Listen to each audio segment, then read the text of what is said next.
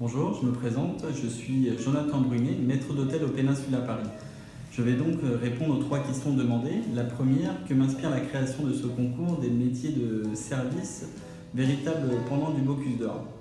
Tout d'abord, une représentation en finale pour ce concours et trophée des maîtres d'hôtel, ce serait une belle opportunité, mais aussi à Lyon. Pourquoi? Parce que Lyon est la capitale mondiale de la gastronomie. Durant cette finale au Bocuse d'Or, ce serait une belle association du travail de salle et de cuisine, mais aussi à travers ce concours, ce serait aussi accepter les grands professionnels de la salle à travers les différents ateliers proposés durant cette finale, constitués d'un jury de talent, de renom, mais aussi très exigeant. Ce serait un peu le Bocuse d'Or des maîtres d'hôtel, car comme on le sait tous, le nom de ce grand chef véhicule l'emblème de la gastronomie française à travers le monde. Pourquoi pas à ce titre celui des maîtres d'hôtel. La raison de ma motivation à ce concours est tout simplement une opportunité de représenter l'établissement pour lequel je travaille, mais aussi une remise en question dans mon travail, puisque savoir se remettre en question n'est pas évident, et ce serait pourquoi pas une belle fenêtre d'accès à davantage de concours, pourquoi pas celui-ci des meilleurs ouvriers de France par la suite. Je vais donc poursuivre avec la question suivante. Il était une fois le maître d'hôtel de demain. Que m'inspire ce slogan? La restauration, comme on le dit tous, c'est un métier d'hospitalité formidable. Chaque personne dans un restaurant tient un rôle déterminant, très important.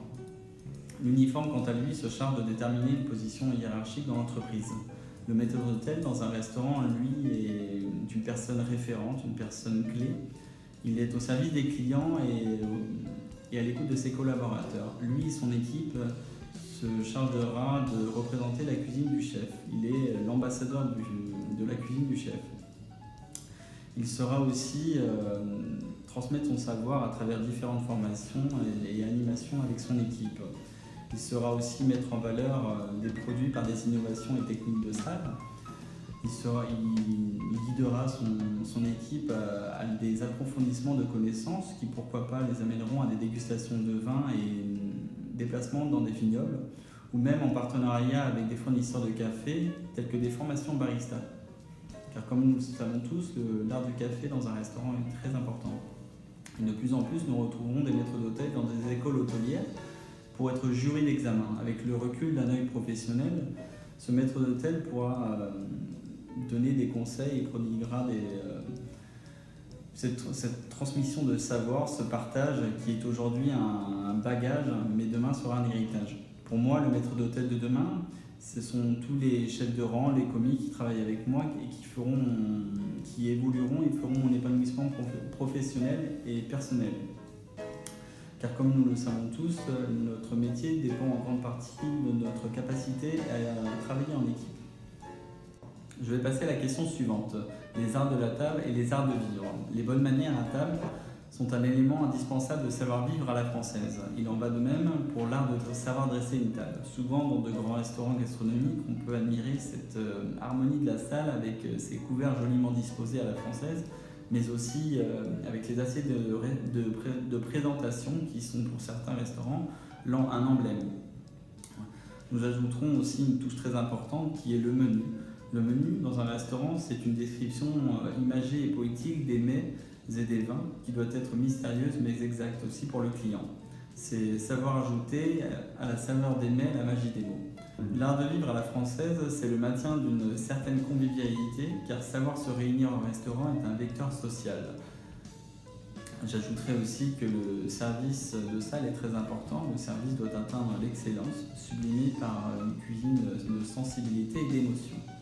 J'ajouterai aussi qu'en 2010, l'UNESCO a classé le repas gastronomique au patrimoine culturel immatériel de l'humanité.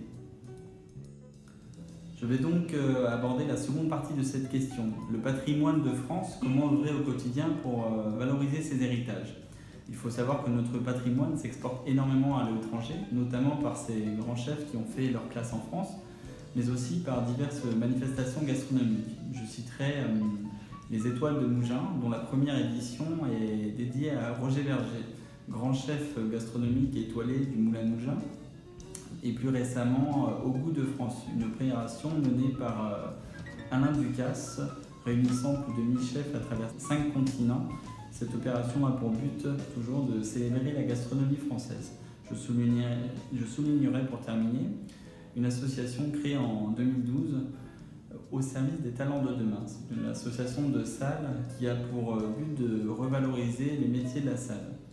Voilà, donc ma présentation de cette vidéo est terminée. J'espère qu'à travers cette vidéo, elle saura vous sensibiliser et me permettra d'aborder et d'accéder à l'étape suivante.